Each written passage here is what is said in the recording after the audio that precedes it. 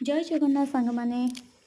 ତ ଆଜି ସକାଳୁ ସକାଳୁ ପୁଣି ଡାଲା ଧରିକି ମୁଁ ଚାଲି ଆସିଲି ମୋର ବଗିଚାକୁ। ତ ଡାଲା ଧରିକି ଆସିଛି, ଆପଣମାନେ ବି ଭାବୁଥିବେ ତ ଆଜି କିଛି ଶାଗ କି କିଛି ଧଣିଆ ଫଣିଆ ନେବି କିମ୍ବା କୌଣସି ପନିପରିବା ନେମି।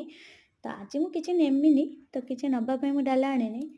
ତ ଏଠି ପିଆଜ ଗଛ ଗୁଡ଼ା ସବୁ ଲଗେଇଥିନି, ତ ସେ ପିଆଜ ଗଛ ମୂଳରେ ନା ବହୁତ ସାରା ଘାସ ଉଠିଛି।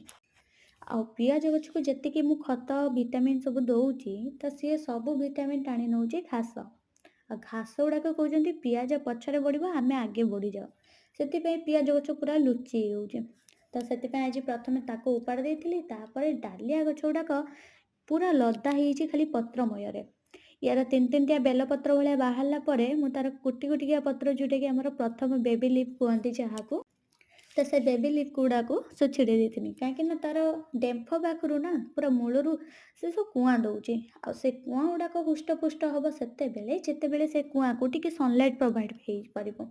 ତ ସେଥିପାଇଁ ତାକୁ ବି ଟିକେ ହେଲ୍ପ କରିଦେଲି। ଏଠି ଡାଲିଆ ଗଛର ଟିକେ ଚେକ୍ କରୁଥିଲି କଡ଼ ଆସିଲାଣି କି ନାହିଁ। ସତକୁ ସତ ଗୋଟେ ଗଛରେ କଡ଼ର ଦର୍ଶନ ବି ମିଳିଗଲା।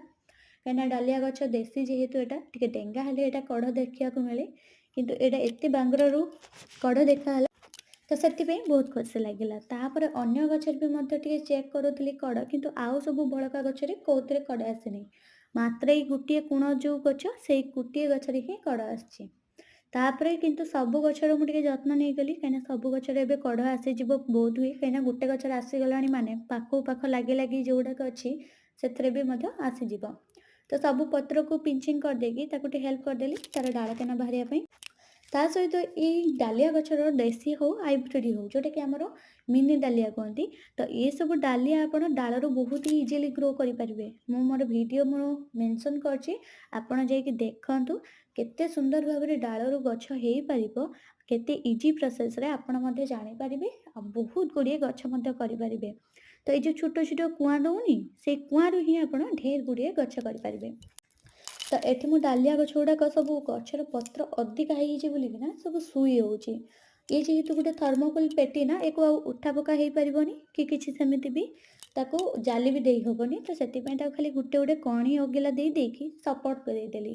ଆଉ କିଛି ପତ୍ର ମଧ୍ୟ କାଟି କୁଟିକି ତାକୁ ହାଲକା କରିଦେଲି। ଗଛ ମୂଳକୁ ସନଲାଇଟ୍ ପ୍ରୋଭାଇଡ଼ ହେଲେ ପିମ୍ପୁଡ଼ି ଫିମ୍ପୁଡ଼ି ଲାଗିବନି, କି କୌଣସି ଉଇ ଲାଗିବନି, କି କିଛି ଫଙ୍ଗସ୍ ଲାଗିବନି। ତା ସହିତ ଗଛ ମୂଳରୁ ଯେଉଁ କୁଆଁ ଗୁଡ଼ାକ ଛୋଟ ଛୋଟ ହେଇକି ବାହାରୁଛି, ସେ ଛୋଟ କୁଆଁ ଗୁଡ଼ାକ ଟିକେ ଗ୍ରୋଥ୍ ଆସିବ ଆଉ ବଡ଼ ବଡ଼ ହେବ। ଏମିତି ଯଦି ଡାଲିଆ ଗଛ ଆପଣ ବି ଲଗେଇଛନ୍ତି, ତାହେଲେ ହେଉଛି ଏଇଭଳି ଡାଳରୁ କାଟିକି ଗଛ କରନ୍ତୁ।